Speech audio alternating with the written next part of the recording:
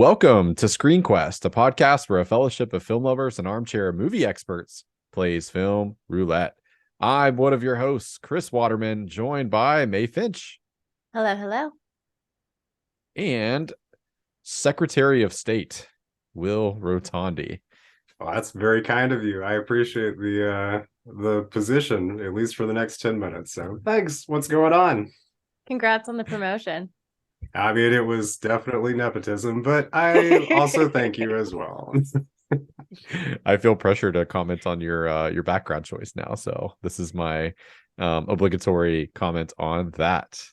On today's episode, we will be talking about Adam McKay's satirical biopic Vice, and of course, drawing a side quest. But first, it's been a while since we've done one of these. Unfortunately, Lance Reddick, renowned actor both in TV, film, and video games, passed away since we last recorded. We wanted to take a moment to acknowledge his passing and celebrate some of his work. Very easy choice for me to make. I love Destiny. It's a video game that I've played for almost 10 years. So going on 9 years now, I've played Destiny with the same group of friends for, I would say, majority of the time. I log in at least once a week to hang out and socialize. And Lance Reddick has always been a presence in that video game since the very first campaign in the original game, all the way to having a pretty big role in some of the most recent story developments. I think he's the last remaining big voice actor that started. So Nathan Fillion was there, he's gone. There's a couple of others that have come and gone, but he is a fan of the game, or was a fan of the game, and played it regularly himself, and was always sort of a champion of the game. And it was just always a delight to hear his voice. I spent some time in the tower, which is the social space, with a lot of players the day of his passing, and there was all kinds of little vigils and stuff going on around his character. It was a very sweet sort of thing to see from a video game community. So that's a role. Shout out to his character, Cedric Daniels from The Wire. That was a close second for a favorite. But Will, do you have a favorite Lance Reddick role, or maybe even anything that you are familiar with, just through pop culture osmosis? Yeah, so I would have to say, of the two things that come to mind when I think of Lance, it is Horizon Zero Dawn and Forbidden West. And then, at least for my video game contribution there, I love him in those two games. And also John Wick, which very popular over the last few years. And surprisingly enough, so most recently, my wife and I we're checking out interviews with him, because we were talking about the new John Wick movie, and she was curious what else he had been in. And so then we found out about The Wire, and it's one of those shows that I'd heard people maybe, I don't know, about 10 years ago had told me you need to watch this show. And so we had just watched the first episode of it, and the day after I heard about him passing, and I was like, holy shit, no way, man. So it was, I mean, it would have been sad regardless, but it was just the timing seemed very strange on that. But yeah, definitely for those two. Yeah, I'm in the middle of my rewatch of The Wire, and it's really put a damper on some of it, because every time I see his character, who's an amazing character on the show, it just makes me a little bit sad, because he's right there and he's just so vibrant and alive. And it's always, I think, hard sometimes reconciling with people. Feel the same way about anytime I see Anton Yelchin. Yeah, same kind of thing. How about you, Mae? I know you're a John Wick fan, right? Again, may or may not be on one of our lists for one of our categories, but what do you think of Mr. Reddick? Yeah, I'm sad to say I haven't seen him in much. I think John Wick might be the only thing I've seen him in, which I'm excited to see the new one that's coming out, or has come out. I feel like whenever there's an in memoriam, very selfishly, it gives me an opportunity to go back and watch or play media that I've missed culturally. So I have a new list now. But yeah, unfortunate that you kind of had to wait as like an actor or creator for a resurgence in popularity for when you actually pass. I think one of the things that like I'm glad like some people noted it, because I mean he's great in like his dramatic roles, but he's also very funny too. I saw the clip of like the Eric Andre show going around where like if somebody was like this, he's maybe one of the few people to rattle Eric Andre. Like he completely turns the tables on him, like stands up, punches the desk. I totally should have mentioned that. My boyfriend is obsessed with that clip. It's so great. And then when he comes So out and yes, does that's the other one. I want to be LeVar Burton thing, and he's got the Geordie LaForge. It's a mixture of Geordie LaForge and Kunta Kinte from Roots. It's really great. Like, and then Toys R Me is probably one of my favorite. If you've not seen Toys R Me, it's like 3 minutes, 4 minutes maybe of like just insanity about like this guy who takes his management position very seriously at like a Toys R Us style like store, and he's just a terrible boss, and it's very, very funny. But I'm glad he had some comedy chops as well. I always just like anytime he posted something or was a video like on Twitter, I would always stop and watch it just to hear him talk and like see his like facial expressions. Like just yeah, what a great guy. So rest in peace, Lance. We will miss you. Godspeed. And hopefully get to enjoy some of those works. You'll have to report back and let us know if you watch some of the shows or movies he was in, if you come down on a different favorite. Oh, absolutely. Gonna binge all of Lost, obviously. Just stop after what, four or five seasons? I think it's the penultimate. Stop there. That's good. It's the best season.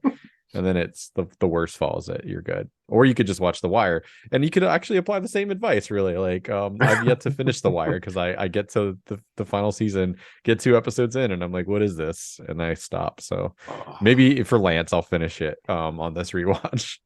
But I digress. Let's draw a side quest, and Okay. we're gonna throw that back in, and it is a neuralizer. So I feel like Will and I have done this, but maybe May has not. How you feel about going in the hot on seat. a neuralizer? Yeah. To remind our audience, this is going to be a category where if you could erase a film from your brain completely, like what film would that be and why? My pick is the original Clue movie. Oh, yeah. Ooh. Because even though it does have 3 different endings, I think the most enjoyable part of it when I was a kid, because I couldn't appreciate how just over the top and hilarious it was. In fact, it was like kind of cringy, I think, to me at the time.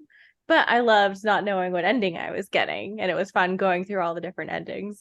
And I wish, as an adult who can fully appreciate all the hilarity and over the top performances, I would love to be able to go through them not knowing what to expect. I think that's a great great pick, because the journey in that movie is awesome. The endings are fun, but like certainly how that whole thing like unfolds, and I'm glad to see it's gotten its due, like with a little bit of time and distance. Like I think it was always like somewhat beloved, but it's kind of grown into a cult classic for a lot of different reasons. I mean, part of that I think is like there's been a resurgence in love for Tim Curry. It's been a big thing. And I'm forgetting her name, but the actress that played, I want to say Mrs. White or maybe Miss Scarlet. She has one of the best like comedic monologues ever that she just does off the top of her head. This is gonna kill me, and this was my pick. I'm Sarandon's coming to mind, but I feel like that's just because of the Rocky Horror Picture Show. So hold please. We'll look this up because I'm pulling it up too. I say the magic of IMDb tells me Leslie Ann Warren played Miss Scarlet. Yes. There we go. That's who I was thinking of. But yeah, just I think she and Tim Curry just shone and stole the whole movie. But everyone does a great job, and it's funny and camp. And I wish I could just have like a Clue party where I hadn't actually seen Clue yet. Are you aware that when it was in theaters, like you only got one ending? Like so, like that is pretty cool. So there's an incentive to go back and rewatch it, and I'm sure some interesting conversations between moviegoers that are like, hey, I don't know, like this was the person like all along, or this is like the whole thing. So I think that's kind of a neat novel idea. I think in subsequent like TV airings, and I think certainly on home video, they put them all back to back, right? Isn't that how they handle it? You just get them all. Yeah. Or I think if you have like the DVD, you can, pick. But so I knew that they had different endings playing at different theaters, but I think that's actually why it bombed initially. Oh yeah. People did not like that. I'm not a fan. Yeah. No. Especially since like there would be good endings and bad endings, and so they'd be pissed if they got like not the good ending. Aww. Has anyone ever spoken on what the canon is? Like, is there a canon ending? I don't know. That is a great question. We should bring a Clue historian on here and find out the answer. Yeah, Tim Curry, if you're not too busy, we'd love to have you on the podcast, or Michael McKean, or Christopher Lloyd, or like really like any of the stars, Leslie Ann Warren, Madeline Kahn. Like I'm just naming names that are like on the cast list now. Are you IMDbing, Chris? I would never. Wikipedia. That's my job. No. Wow, great pick. I like that a lot. I haven't seen that movie in a while. I feel like maybe over the pandemic though. Maybe I watched that when everyone was in dire need of like funny stuff. And I think also Knives Out was an inspiration to dig it out of the old vault. Yeah. Will, did you share your experience with Clue? Oh, let's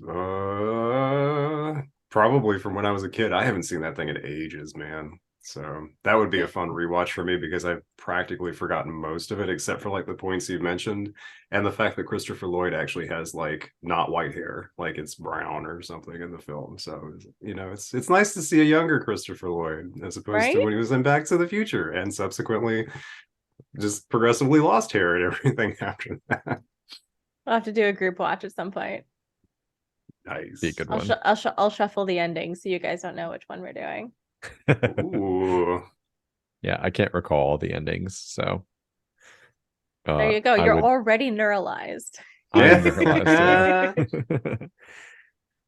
But if you get mad because your choose your own adventure ending wasn't the one that you wanted, then I mean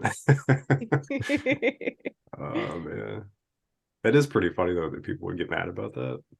So I feel like that would be sort of the same thing, like getting one of those books and feeling like you made the wrong choice and came to the wrong ending that you were trying to avoid. I don't know. Are choose your own adventure things still like a thing? I feel like they are. Maybe. That might also just be something from like 20 to 30 years ago. I'm pretty sure there's a subculture in Twitter with that too. Like people have like choose your own adventures on Twitter where you can like go to like tweets and shit. Oh, and follow the tweet. I'm biased because I've created some on Twitter, and I like. Shut up! Seriously? In college, I made a website that was one. How has this not come up? Yeah, what? I'm so glad I said that. It is not on the internet anymore. I took it down. It was very lame, but nothing ever leaves the internet. Mission Impossible script both got to come to light, man. You need to dig those out of the Disney vault. Dust it off. Yeah, or you guys could like combine IP, do adapt Will's script into a choose your own adventure. Choose your own adventure Mission Impossible. Ethan there Hunt, we go. Yeah. There we go. It might be a bit tricky because mine was for like an ecological writing class. So it's a choose your own adventure where you're a mangrove tree. Ooh, challenge accepted. Did Ethan Hunt ever go up against eco-terrorists? So yeah. Maybe he's fighting against eco. There we go. Nice. Listen, it writes itself, y'all. Well, excellent. Thank you again for sharing, May. I'm actually going to go ahead and turn this over to Mr. Rotondi. As I said, we were talking about Vice, so Will guide us through it. Take it away. Sounds good, man. Well, I guess just to give a quick recap for those of you who may not have watched it, but you should have if you're listening to our podcast. Shame on you. Vice is a dark comedy or dramedy. I'm just going to go with dark comedy on that. That centers on the rise of Dick Cheney in American politics back when Nixon was in office, and then culminates in his time spent wielding power as the vice president under George W. Bush. As Chris actually had pointed out prior to when we were started recording, Vice has kind of a very interesting style all to itself, because on the one hand you have like this mysterious narrator who is somehow has some connection to Dick Cheney that we have to wait and find out about, but who's also just sort of giving us the inside scoop on how Cheney has made some of these decisions to rise through the ranks of the Republican Party. And for most of it, it seems like they're trying to play it pretty straight, but then you'll have these little segues where you'll have like Dick Cheney and his wife Lynn breaking into Shakespearean prose while discussing their feelings about Dick becoming VP, or Cheney earlier in his career throwing out like this rather colorful suggestion about what people could do on the White House lawn, or occasionally the narrator himself breaking the fourth wall when you're seeing him with his family and he turns to the camera to start talking about something. So in some respects, it's like I'm not really sure what the film was trying to be. And maybe that was why the first time around, since this was my choice for against my better judgment, I was like, all right, I'll give it another shot and I'll finish it all the way through. Surprisingly enough, I got probably 3/4 of the way through this film without realizing it, because I remembered most of it up until like the last 20 or so minutes. So I thought, man, I should have just like powered through it back again like the last time. But here we are, and we get to talk about it. So, but I guess with that in mind, as usual, general first impressions are a good place to start there. So, Chris, I want to say you said this was your first time watching it. Is that correct? That's Nice. correct. So give us, since we always pick on the person who hasn't seen the film first, then we'll go with you. But give us some feedback on what you thought watching it. Yeah, I loved it. I watched this with my wife, as I often do for our podcast movies, and was enraptured for the entire time. I think the style was a big part of why I really enjoyed it. Created some necessary distance for me in terms of like not really worrying about historical accuracies to the point of like obsession, which sometimes I do with like biopics and politically charged things, just because like anyone that makes a movie about politics, there's going to be some sort of like agenda or like place that you're coming from, which is fine. It's just where I get a little bit like I don't know, frazzled, is like where they pretend like they're biased, and it's like, no, like this movie obviously like is coming from a very specific viewpoint, makes its agenda very clear, and I think allows it to lean into that style, which creates a little bit of that distance, and gives you permission to laugh at certain things and sort of like engage with it in a way that maybe you wouldn't otherwise if it was just a straightforward biopic. So I really like that about it. I think the performances are uncanny in some cases, although there's like others that didn't 100% work for me. Like it's so hard for me to see Steve Carell as not Steve Carell in a lot of things, and like I don't remember a lot about Rumsfeld, so like maybe he did a great job, but he still felt very Steve Carell to me. That's okay though. I mean, like it funny, right? Like, and his character is meant to kind of be like that anchor point for like, or like maybe the bookends, I should say, for the Cheney's career, as you see him kind of start with him, and then like where that relationship eventually goes, and how the power dynamics like shift and things like that. But I digress. But I really liked it, man. I mean, I think it worked for me really well. It's not a perfect movie, but it's very entertaining, and I think like the style, it gets mega points for that for sure. So. And I appreciated the commitment from everybody for like what it was. Excellent. You mean like Christian Bale gaining like a lot of weight to play Dick Cheney? I mean, kind of that amongst, or just like the yeah, that amongst other things, but also like the things that you know kind of already spoke to, like the breaking of the fourth wall, the narrator, which I thought was a very clever touch. Called it halfway through. I'm like, oh, this is, I bet you who this person is. Mhm. And it's always nice to be vindicated for stuff like that. You get a little eye in a sense. But yeah, just I think the commitment to telling that story in the way that Adam McKay like wanted to tell it. And I know it didn't work for a lot of people. Like I went kind of steer clear trivia, don't worry, but I did look at like critical responses and things like that because I'm always a little bit curious to see how things are like this that are received. And this seemed like a movie that people were like either hot or cold on, not a lot of like in between. So Yep, definitely. All right, May, how about yourself? I feel like you said that you had seen this before, so tell us what your thoughts were on having a second go round. Yeah, so I watched this back in like 2020. I want to say I watched it during the pandemic, like first part of it. I am, I guess, one of the few like medium people because I just feel kind of meh about it, especially after rewatching it. Like, I think that the story it tells is refreshing because I think, especially around like really politically heated topics and around wars that the US has, instigated or been involved in, like generally you see things that, like Chris was saying, like try to seem unbiased and balanced when you know that they're not really, or things that come from more of a warmongery kind of perspective. And so this was refreshing in like pushing back very pointedly and openly against those kind of notions. But the way it was done, I didn't love. It felt like a YouTube video essay that could have been an hour shorter. are you saying that I'm more in touch with the cool kids? Like, is that what we're saying? I kid. Potentially on this one. I enjoyed the format. I just think it was way too long for what it was. Oh, Like, never mind. Yeah, we're back to the to Zoomer talk over here now. yeah. I love you, man. I'm kidding. Yeah. So I don't know, mixed feelings. Overall, I did like it. Just like things that were very novel the first time I watched it. The second time, I was like, just give me a break, please. That I could see. Yeah. Even though I agree with almost all of the messaging, it's just I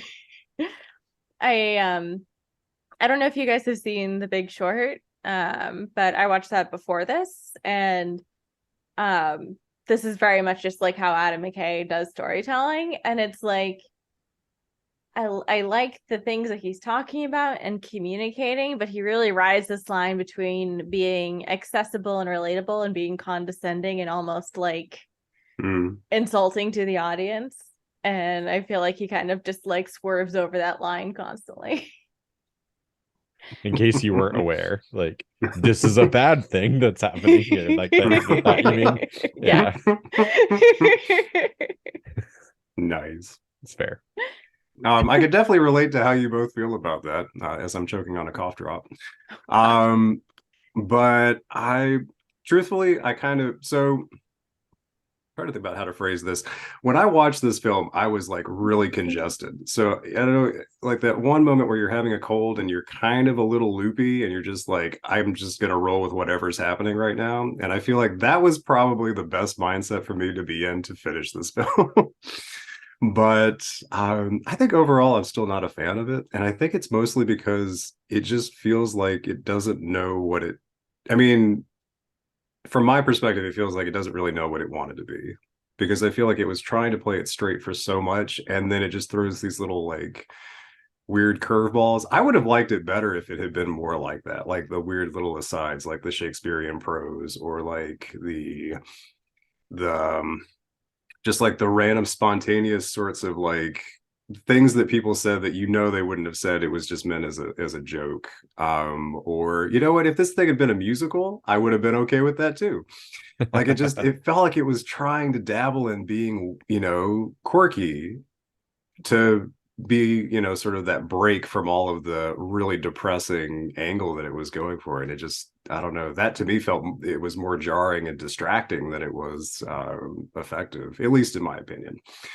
And so I think for me, that's mostly why I wish it had been different. Like the performances are great. I loved watching Christian Bale because I just think it was fascinating. I mean, not just his body transformation, but like his acting approach to that, I'm like, there are moments where I'm looking at you and I feel like you are Dick Cheney.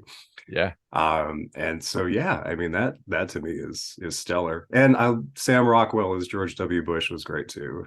And Amy Adams. I personally have never seen Lynn Shady, but I will say that I loved her acting in it. I think she was great. So just that approach, the casting was good. But it was just something about that style, man. For what Chris likes about it, I found it just distracting. So difference of opinion, but still very interesting takes on it. So yeah.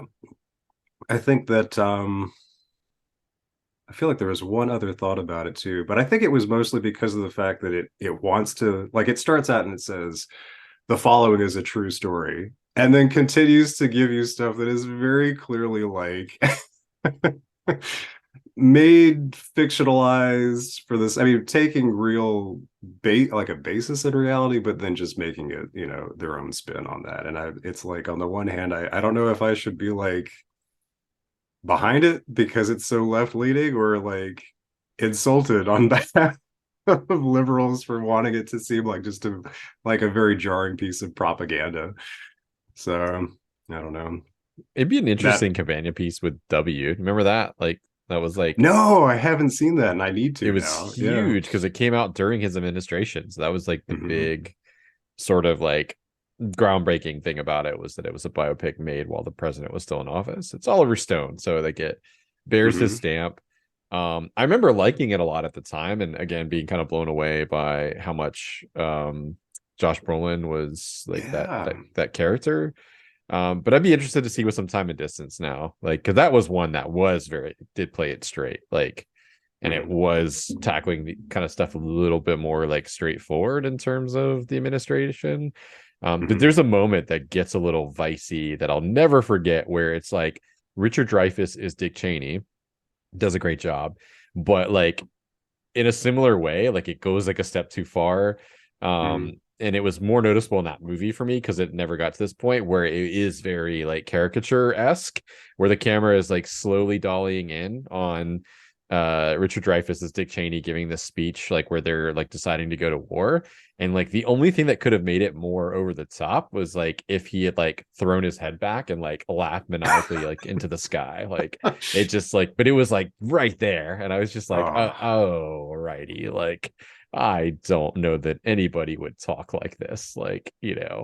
but I know what you're getting across, but let's bring it back down. So anyway, be curious to do like a back to back. Maybe I'll check that out sometime this week and see how it's held up. I might think Mm-hmm. it's dog shit now. I don't know, but Yeah.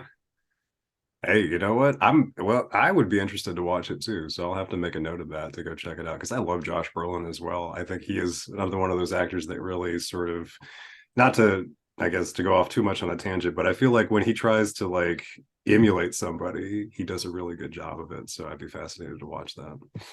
yeah.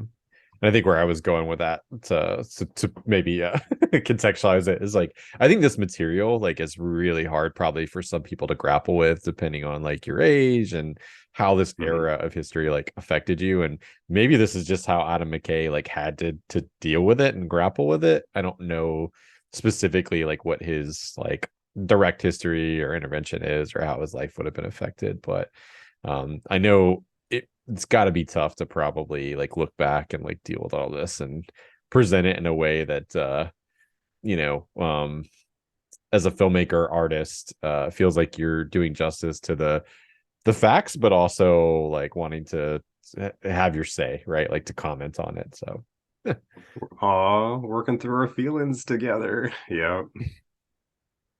Yeah, Yeah.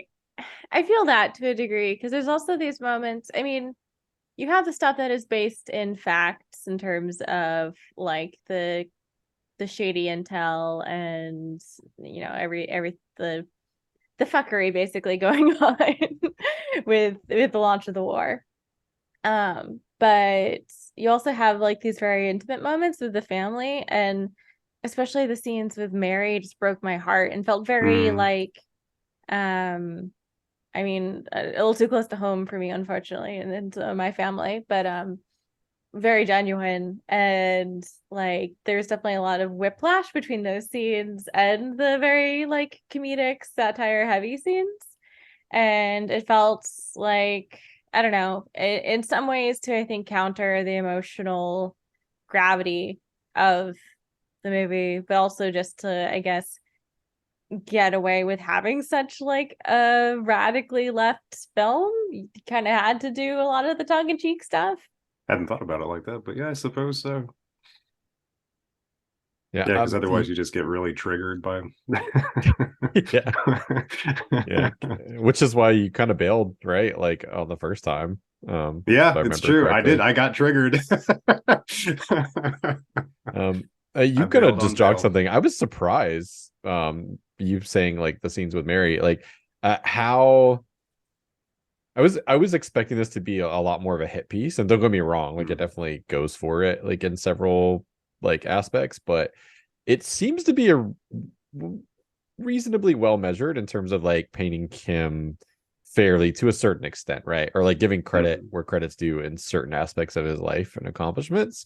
So I was surprised to see that, like some of the tenderness, but like with like the family life in particular was like, oh, this is not something I expected, right? Like I really thought it was going to be more of like a one-dimensional like hit piece, like on like, the things that we know about Dick Cheney that are bad and horrible. Mhm. Yeah, I mean, I'm glad they did it that way, because yeah, like the most powerful, brutal men to have ever had power in this world still went home and kissed their wives at the end of the day. Like they're fully balanced humans, no matter how many war crimes they commit, right? Yeah. Like um I just, the thing with Mary is, if anything, it made him seem worse to me, because personally, knowing people who like are homophobic, they will rationalize it generally through saying these are just like my religious beliefs. And with Cheney, it's obvious that he doesn't have any convictions or beliefs that, you know, make him homophobic. It's just, oh, it's politically expedient now to turn on Mary, so they do that as a family. Yeah, that bit's like, it's terrible, like absolutely awful. That's what makes, I think, the earlier scenes like really, well, I should say like the early scenes make that more impactful, like when it happens, to kind of show like, oh, like there's a line that I won't cross. It's like, well, until, right? Until all the little teacups fall over, as we see in that one little image of him trying to stack up everything together to make it work Yeah. the way he wants. Yeah. I guess taking a step back for a moment, thinking about some of the goofier inserts to lighten the mood. Um, did either of you have like a favorite one of those? Anything in particular that stood out to you that you liked maybe more than the others?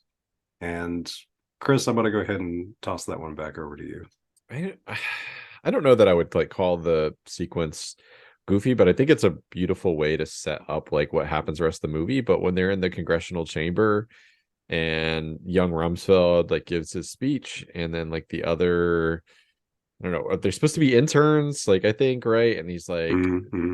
who do you want, Democrat or Republican? And like he clearly doesn't have any political allegiance or like beliefs, as May's already kind of like alluded to. And well, what is he like? And that's, he just kind of, he's drawn more to like the magnetism of the person and his approach to politics versus like what he actually stands for. And I thought that was just really beautifully done. And I like the through line that kind of goes from the movie from that. Mm-hmm.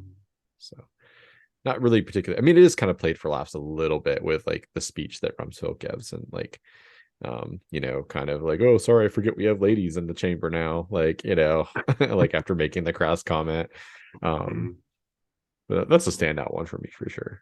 Yeah, mine is also like not like, it's definitely comedic. It's not the most like fourth wall breaking one, but it, to me, it's the funniest part is when Cheney goes to like have a picnic or whatever with George W. Bush and is negotiating about, taking up the vice presidency, and every line is contrasted with like fly fishing or whatever.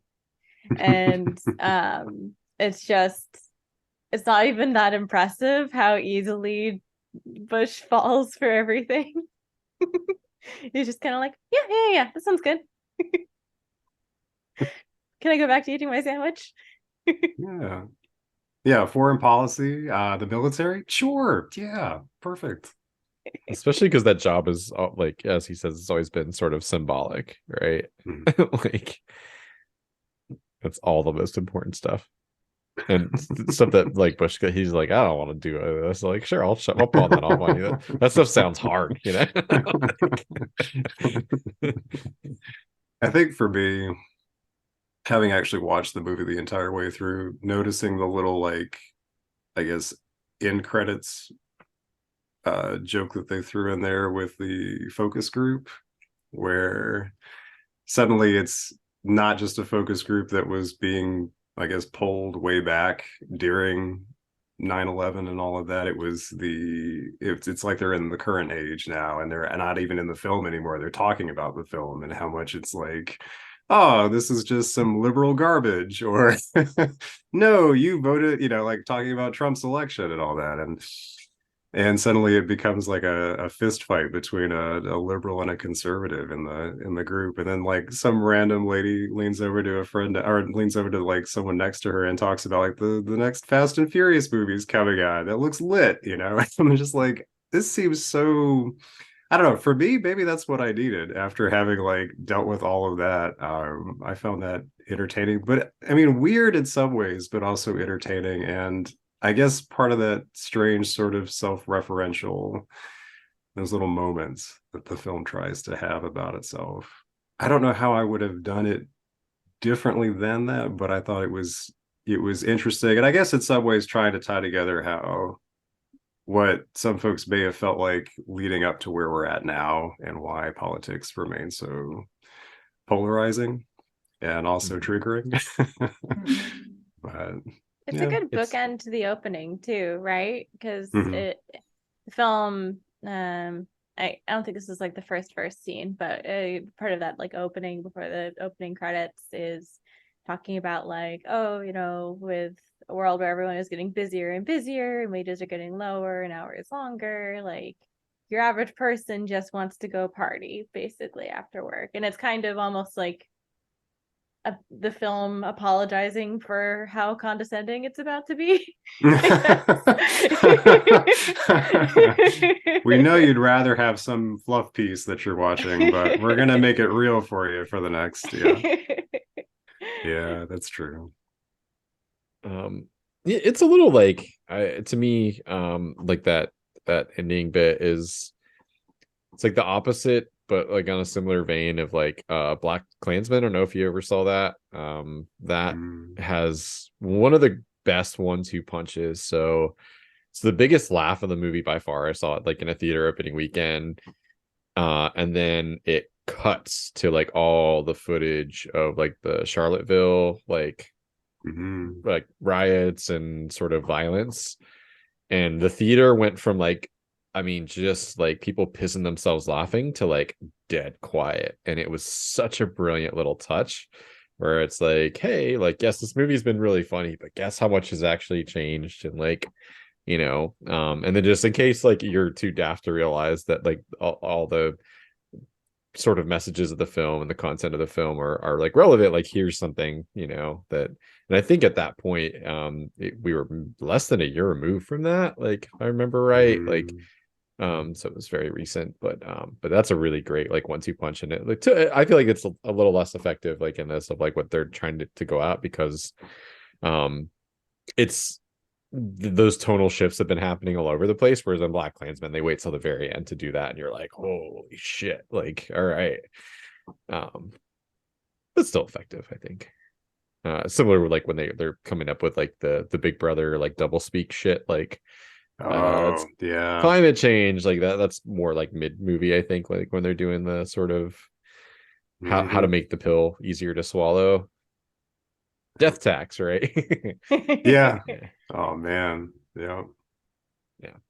or even something to the effect of like, the US does not engage in torture, and therefore what we're doing is not torture. Like, Yeah. I don't think that's how that works. Yeah. I don't know. I guess it was a little triggering for me too, just because like I was fairly young in like the early 2000s, but I do have like faint memories of news coverage and like this kind of rhetoric being the main rhetoric, and like hearing my parents repeat stuff that they'd heard from newscasters, and it's just bizarre to think about now. It feels like it's more recent than it actually is. Like when I think back to like, how long ago like it is, like it's, I think, farther away than what like the like 1980 like would have been for us like at the time this came out, right? Like that's wild to think. Like, and like 1980 felt far away in 2000, let me tell you. But That is interesting to think about too. I think in some respects, and this kind of ties back to the end of the film and that little extra credit scene where it almost felt, I don't know, for all of that that's going on, it felt like what we're dealing with now and that felt so close together. Not just because it was depicted that way in a self-referential scene, but it just suddenly everything just sort of felt like it was, time seemed a lot less long than it really has been. And you're right. Because I mean, thinking about back to where I was at 9/11, I mean, I was in high school. No, not even high school. Was I? I can't even remember that part. You're just like, you do a double take. You're like, what grade was I in? Yeah, I was a sophomore in 2001. So yeah, that's crazy. Yeah, and that footage was that's wild too. Like I feel like it's something that's not depicted a lot like in media unless it's a movie specifically about that, but like having like lived through that part of things, like doesn't make it like excusable like sort of what followed, but it makes it more understandable for like what the public was willing to put up with and like go along with, like in terms of politics and foreign policy and things. And the Patriot Act, because the amount of fear was, I mean, it was absolutely terrifying, like not knowing like what was going to happen, right? Like it seemed like a terrorist attack was going to happen pretty much anywhere at any time. Like everybody questioned everything. And I mean that was kind of the point, I guess, of the attacks, right? Was to kind of instill that sort of fear in the heart of the American public. It was very effective. And so anytime I see one of those like scenes, like it kind of takes me back to like watching that shit on like the high school like television set, and then just all, I mean, the 2-3 years that followed that, like how different everything felt, but at the same time like how normal it sort of was, and everyone just going like, well, I guess this is just like what the world is like now. And then with enough time and distance being like, I don't know that like a lot of things were handled the right way, and I guess kind of the point of the movie too, right, is that like people can be primed like as like the public at large to put up with a lot of stuff that they wouldn't otherwise, like given the right catalyst, and that was a hell of a catalyst. Yeah, that's true. Seems like there was a lot of misinformation going around too, and like it's different. But I remember in like, I want to say like the mid 2010s when like ISIS was rising and stuff, and like I don't remember the names of them, but I think there was like one or two small violent events that were like driven by Islamic extremists, and how for years after that there was all this like fear about and like hate around Muslim people in the US. And looking back on that now, even just like 5 years later, it's like that was very disproportionate. And Yeah, especially given like, not to go too far down the rabbit hole, but like some of like the more like, recent like domestic terrorist events have had like nothing to do with anyone of the Muslim faith, right? Like it seems to be angry young white men, like, overwhelmingly. I digress though. Which was true even then. Just sure. I mean, in terms of like the stuff in the public view, you know what I mean? Like the stuff that gets talked about, like there's been a shift in that. That's more what I was driving at. But no, you're right. Like you're absolutely right. So at the end of the film, when Dick Cheney gets his little fourth wall breaking action, and he has his speech to the audience that he does not apologize for what he's done. What are your thoughts on that? What do you think about Dick Cheney by the end of the film and his, I guess, his commentary that it's really us that elected him, that, if he wants to blame anybody, maybe we should look at ourselves, kind of a thing, that he doesn't apologize for what he's done, that he did what he did because he wanted to make America safer. So this might be a controversial opinion, but I feel like it's the test at the end of the class. Because we've gone through this movie seeing how two-faced Cheney is and how he doesn't really stand for anything or believe in anything, and how he's consistently used loopholes to get around like democratic ideals and get way more power than he's been elected to have, right? So I think that speech at the end like tells you exactly how he wants to be seen, and you should be able to loudly shout bullshit by the end of it. Yeah. It's a little groan worthy for me because I'm with Mae, where I'm like, is anyone gonna like be convinced by this? I think it's more of a stylistic choice of like, this is probably what he believes, or certainly what he would say if asked the question. On the one hand, I mean, he's right, like the American public like elected him, but on the other, again, nobody could have foreseen 9/11, and he certainly positioned himself to be able to like, he's a good chess player. I'll give him that for like politics. But as far as like what his ultimate thesis is on his good intentions and like what he did and why he did it, like I'm with Mae 100%, like, yeah, bullshit. But again, I don't know that the movie is very subtle about that. No. When it's, yeah, I mean, that's true, because it's like, for the last however long, what, hour and some change that we've been listening to him be opportunistic, take advantage when he had the chance at it, turning some disaster into his own personal gain, or getting the impression that he's not really for anything except for what benefits him. Like, doesn't matter what party it is, I'm just going to go with that guy because I think that that's the way that I'm going to get into the system. Or trying to take advantage of loopholes in the justice system in order to get the power that I want. So yeah, I mean, I think we were all on the same page where we want to look at him and say, yeah, no, I don't buy what you're trying to sell. But it is, I don't know, it's interesting. I guess I was sort of surprised that they wanted to have him face the camera to do it. I guess in some respects, it's not really that too far-fetched. Maybe it would have been stranger had he tried to pull some more Shakespeare out of his butt and do it that way. Or maybe I would have quote Lady Macbeth before you like get ready to get intimate, man. Like, I mean, the requirement for in the Waterman household, you got to do a Shakespeare quote before you get busy. What's your favorite quote, Chris? I mean, I can't be like, putting out my like bedroom talk, on the podcast, dude. That's bedroom talk, baby. You could interpret that scene though, like in all seriousness, is like it's kind of like this is gonna date me a little bit, like in 8 Mile, like when B Rabbit, like the Eminem character, knows like what the rap is gonna be to insult him.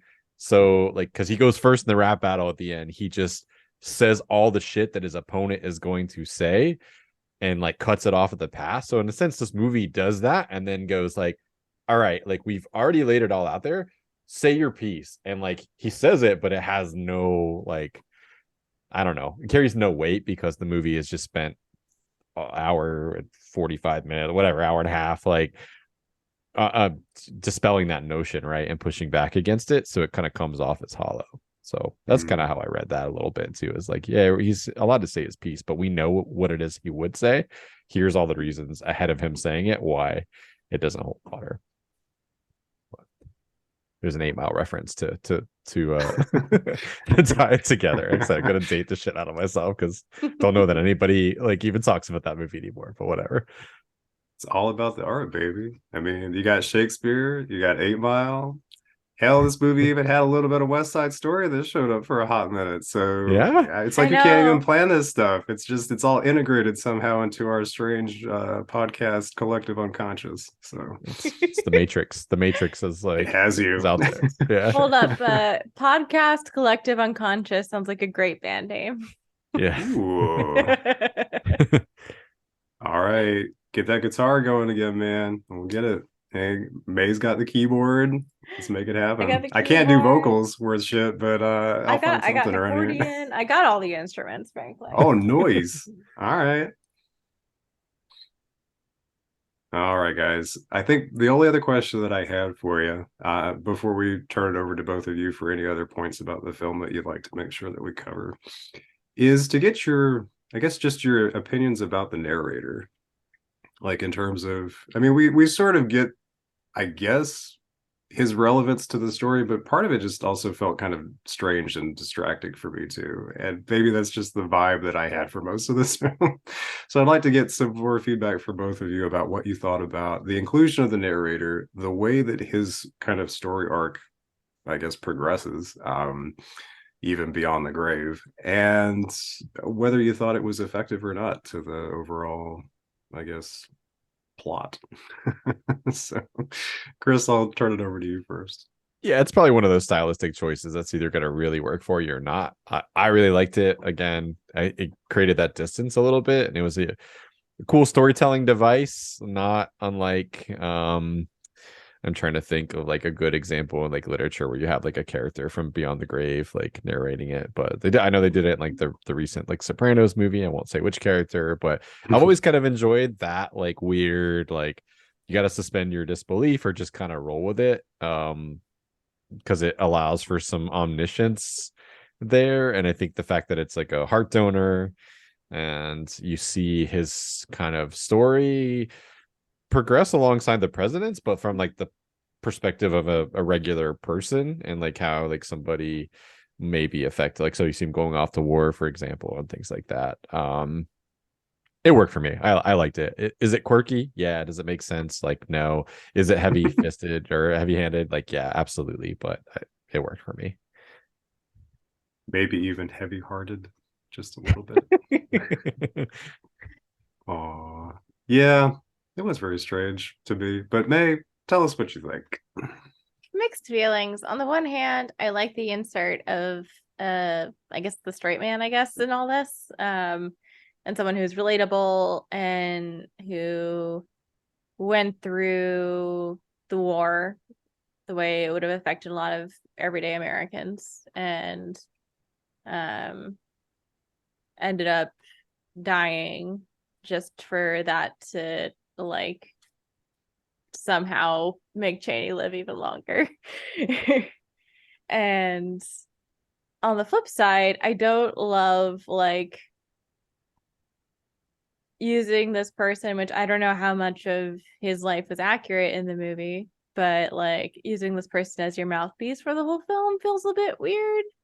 If you're kind of like arguing that he was used the way a lot of everyday Americans were used, well, you're also kind of using him in a weird, strange way. So I don't know, mixed feelings about that.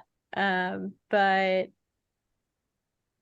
it's fine as device. I don't love it. I think that there were better alternatives, but it's okay. In some respects too, and I should have looked to see if this was based on anybody or not, since I know a lot of the film kind of takes bits and pieces from history and makes it its own for the sake of the story. But he's fictional. That's one of the he? few things that I did like, because I was curious. Like it's completely like a made up character. I'm sure the heart, somebody donated their heart, but yeah, I don't think it was like they didn't, fortunately like weaponize like some poor guy that was like an organ. Well, that makes me feel better. Yeah, because I remember feeling similar to that. Like if this is based on a real dude, like man, like I don't know how I would feel as the family having him used as this mouthpiece to try and regardless of your political affiliations, have any sort of political like motivation as a character in a movie. Like, I know there's enough with like with the Chaney family, that you will have opinions about based on how it's portrayed in this film, whether or not that's true or not, or whether it's emphasized or toned down, however it compares to reality. But yeah, to have just some random guy that like served his country and then we're going to use you as a plot device. Thanks. So I'm glad to hear that's not true, that was fictionalized. All right, guys. Well, before we wrap up and transition over, are there any other items about Vice that stood out to you, that made you laugh, made you want to punch the screen, or just generally cool in terms of aesthetic that you want to make sure we talk about? No, not really. I would urge somebody, like, I feel like it or not, it's a trip worth like taking like once. I don't know how much rewatchability this movie has, as much as I enjoyed it. But I think if you're into like style, and I think this is just a curious like piece to study, even if it doesn't always work for you, because it's committed to what it is. So that's really all I have to add. Is I'd say check it out if you're on the fence. Yeah, I'll just say that as much as I didn't like the approach this movie took quite a few times, the one kind of like lens or angle that I like that is kept throughout is just the idea that most of these extremely powerful politicians are self-interested and financially motivated, and their core beliefs are generally not what you think they are. And I like that was kind of a common thread for everyone in the film, as nihilistic as that is. Yeah. I privately will never understand why people defend politicians on either side of the aisle like they're like I don't know, like somebody in their family. It's like, dude, like come on, how much do you actually know about this person? Yeah. I will say for me, I would recommend it for a couple of things. I would say that if you have either seen other of McKay's films and you want to check it out to compare it, I would say go for it. I would also say that for me, it was Christian Bale and Sam Rockwell. I just wanted to see how well because when I remember like when I saw the trailer for this film and I thought, holy smokes, this looks like it's going to be amazing just to watch it for them. And truthfully, that's what I would recommend it for. I would watch it to see the people that are portraying these, folks from history, at least our history in the last, 20 to 30 years. And that to me was probably the most fascinating part of it. So definitely worth it in that respect for my recommendation. Well, on that note, would you both like to play a little bit of trivia regarding Vice? Yes, please. I would love to.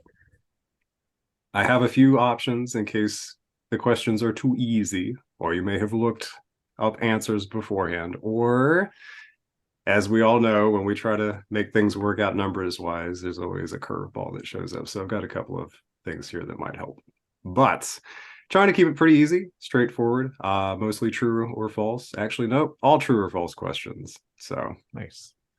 I do like 50-50 odds. It's true. So first question, true or false? Christian Bale credited Satan as inspiration for his portrayal of Dick Cheney. True. I'm going to say true too, just because it's hilarious. Noise, and you're both correct. Yay. Thanks, Christian Bale. That sounds like some Hollywood shit right there. Like just to stir the pot a little bit more.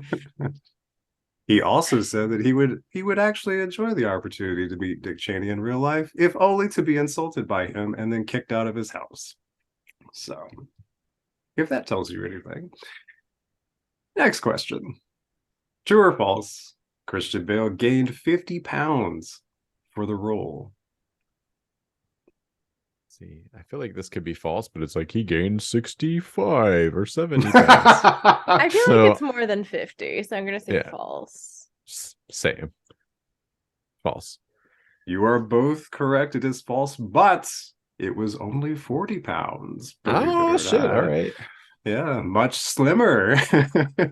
Well, we don't know what he was coming from either. If he was coming from Sure. like Batman movies, he had to like lose muscle, gain fat, probably. Yeah. I think it was for Batman. I think he went from being like more jacked to being very plump. So Yeah, someone doing body recomp in the opposite direction, you actually don't change weight that much. hmm, makes sense. All right. Next, true or false. The original title for the film was called Angler. Just because of all the fishing shit, I'm gonna say true. An awful lot of it in the movie, but To be different from Chris, I'm going to say false.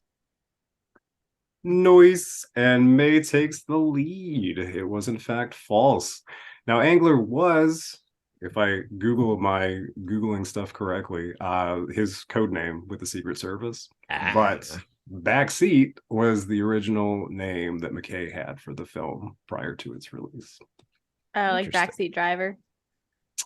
I mean, I'm gonna go with that because that's the only connection I made.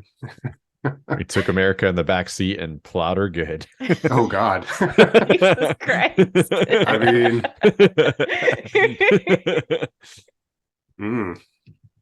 It sounds I like have something nothing. he would say. So.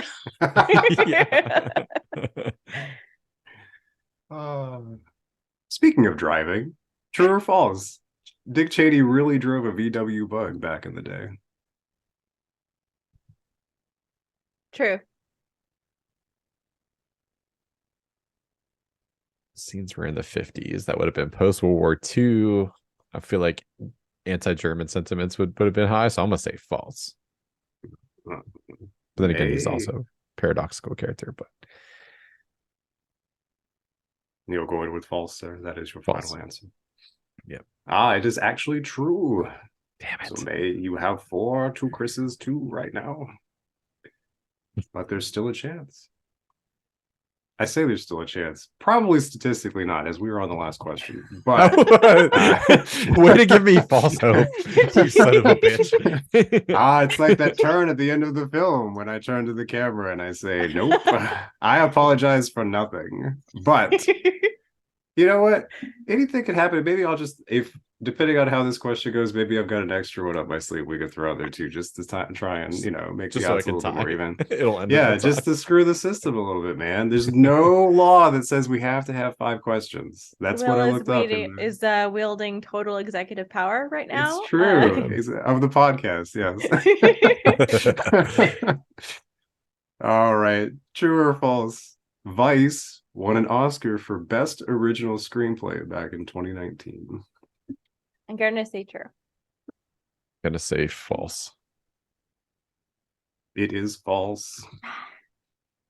And actually, I say 2019, but I feel like this film came out in 2018? So maybe the year is a lie inadvertently, but that's not the reason that it's false. It's it would have been for hair and makeup, which is very, in my opinion, very worth it. So yeah, I think you might have been right on the year, just because typically like Oscar bait movies will release like the fall before the Oscars. I got you before then. So I have no sense of time. That makes more sense to me. Yeah. No, it's okay. I just wanted to make you feel better. Like your research is probably correct. Yeah. Well, if that's played, the case, sir. In exchange for that, would you like an extra question? I mean, I'm only gonna tie if I get it. And then where are we gonna be?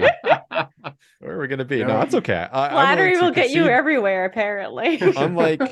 Unlike Gore, I'm gonna concede the victory and not pull it out. That's a little reference to the movie. Hey, but you can reverse your concession if you still think you're in the game. It's only a matter of 500 votes. Oh my god. Well played, you take it. Yeah. Yay. And Chris, also good run for the money. Yes, and good game. This would have been a question had we needed it, but I don't know if you both know this or not, but apparently there is a deleted scene that was a musical number in this film that I had no idea about until like 5 minutes before the podcast. So thank you for the slight delay in starting our recording. But I'll have to share. I'm always happy to be late. Man, it's okay if it's one of us, right? So it's all good. But I will gladly share this with you too, because personally, I would have watched more of this film had it been a musical, and I'm not really big into musicals, so I'm just gonna drop that out there. If they ever redo it, if you want to reboot Vice, just make it a musical, and I feel like we could all take a chill pill and not be triggered by the. I feel like if you make something a musical, it sort of, I don't know, makes it more palatable in a lot of ways. You can have Softens the some blow a pretty little bit. dark stuff in a musical, right? Like we've seen. So Yeah. Yeah. I do audio Easter eggs now, for those of you that listen to the end or watch to the end. So maybe I'll stick that on the end, at least a little clip from it. So yes, please. Thanks for giving me a suggestion for this week, because I was like, what do I want to do for Vice? But there we go. Use the same ending they had for Vice and throw up some West Side Story, if nothing else, right? Yeah. We'll have to play it on kazoos to get around copyright. Yeah, I'm down. All right, guys. Or what, accordion? There we go. Yeah.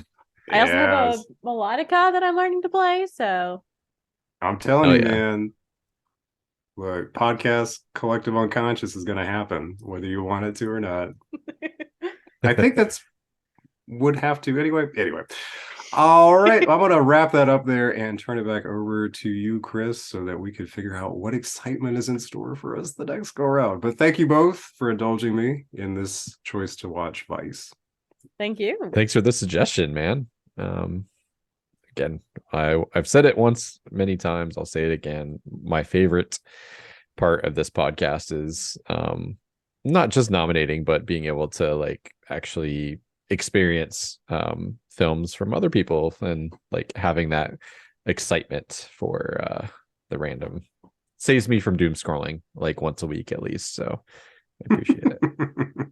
I prefer watching like your guys' movies because I don't have to do homework. It's great.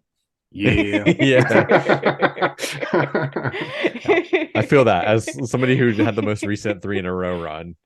I was like, I'm glad we instituted this rule, because oh my god, it gets it's like, it's a lot of pressure.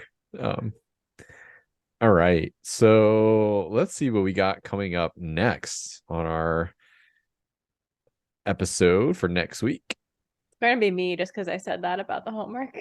Probably. It is an awkward. So this is a new category. Sweet. The prompt is select a film that was eerily spot on with current events or had a particular prescient years ahead of time. So this is going to also be a Will pick. The film is Contagion. So I don't even know what this film is about exactly, but I can guess probably why you picked it. But in case I'm wrong, Will, tell us why you nominated Contagion for awkward. Because of the last 3 years. And because The Last of Us wasn't finished yet when I made my selection. So there's that. Also, you know what? Some runners up to Contagion for anybody who's interested. Outbreak. And I feel like there's another one floating around out there that I'll have to think of later. But no, basically it was like the most recent one that I remember everybody started talking about when COVID hit, and they were like, Contagion. And I thought, you know what? I think that I am vaguely familiar with this film, but I haven't seen it the whole way through. I may not have actually seen any of it, but I was just like, it's totally appropriate. And I'm just going to throw it out there and it's going to happen. So it's going to be an exciting trip for all of us. This is 2011. I thought it was like a little more recent, so that's cool. Steven Soderbergh, that's cool. I like his stuff. And we've got Marion Cotillard, Matt Damon, Lawrence Fishburne, Jude Law, Gwyneth Paltrow, and Kate Winslet. Banger cast. They got a great cast. Yeah. All right, man. Well, I'm excited about this now. I know virtually nothing about it. Again, given the title, I could connect some dots with some really, really strong powers of deduction there. I can attest this is a great pick, because in 2020 I remember like almost starting this movie, and then Pat and I looked at each other and we're like, nah, it's too soon, and so we still hadn't watched it. Noise. Well, I'm looking forward to it. And there you audience members have it. That's our pick for the next week's episode. You can find us on at ScreenQuest Pod on Twitter. We do have the link live for submitting films. You can find that in both our YouTube and podcast audio subscriptions. I believe we have our first nominee already, so get those in. We will probably, once we have several in there, make a special card for the films that are presented. Remember to check whether or not you'd like to be a host. You don't have to if you don't want to.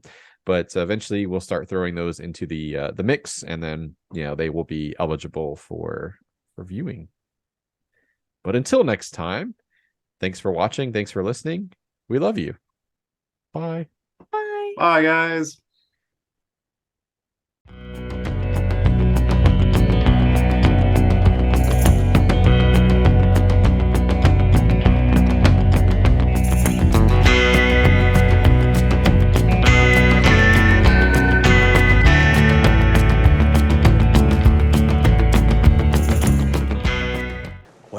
What game are we talking about? You wanna win, commit the first sin, never tame, God forbid. You got to do before you get there. You want the throne or you wanna make friends. Forever get roll cold, always get the gold. Keep playing out with me, gonna get you. He's going down. So is he.